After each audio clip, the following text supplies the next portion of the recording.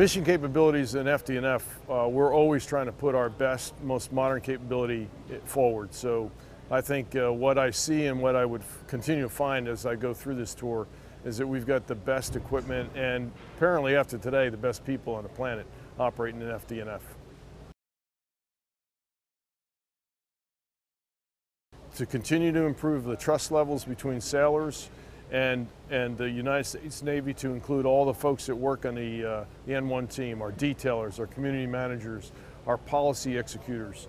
We want to do things that improve the quality of service for our sailors, and that continues to build trust between sailors, the chain of command, and the Navy. I want to continue to work on balancing across the Navy, so balancing the quality of work with the quality of life that the sailors have in their experience in the Navy, and then to stabilize the force as best we can. Stabilizing in terms of deployment opportunity, deployment lengths, but also the stabilization we talked about in terms of advancement opportunities. So we don't have these wild swings up and down between advancement cycles, rate by rate and pay grade by pay grade, but to kind of normalize that over time. Those are the principles.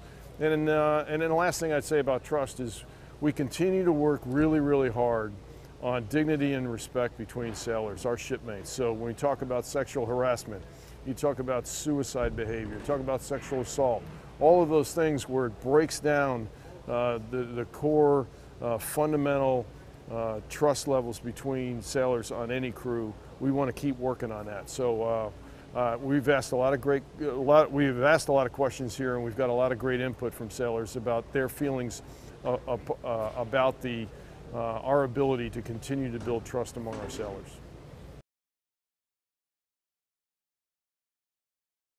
Well, I came out here wanting to learn a lot more about how effective my organization was in dealing with the 3-hull swap of the carriers. Very complex. First time we've ever done it, ever, in the United States Navy.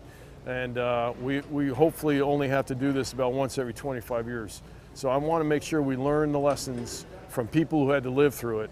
And again, great conversation, great feedback from sailors.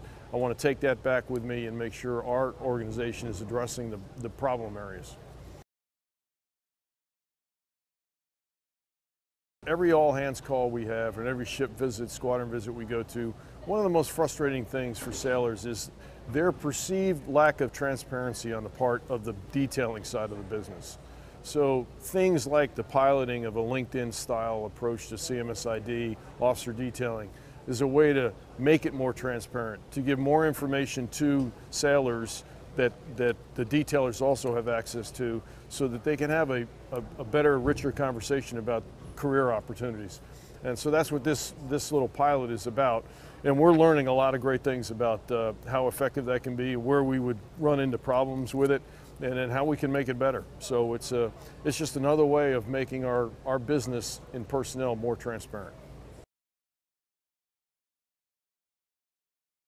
So it's a very small control group. Right now we're doing it in the HR community, and we're soon to move into the IW community. So we're growing the population. We're talking very small numbers. It's a very small percentage of the force. But we're thinking our way through how do we apply this to joint opportunities when they go to school? How do you do that in this kind of market-based approach that we're thinking about? A little bit easier when you're talking about a ship and a command that's looking for a talent and a capability, and a sailor is looking to go to that ship. It's much different when you're talking to joint command who doesn't understand necessarily our business. So we have to work our way through things like that. That's really it, but most of it's been very positive because the customer, who's the sailor, likes the greater access to more information by which they can make a decision of a career. No solid plans of a timeline because the pilots just started. I mean, we're literally in like month 6 of a pilot in the HR community, and we're starting on the IW community. It's going to be a while. These things take time, and it's really complex. And we have to build the information, the IT systems to go and match that capability.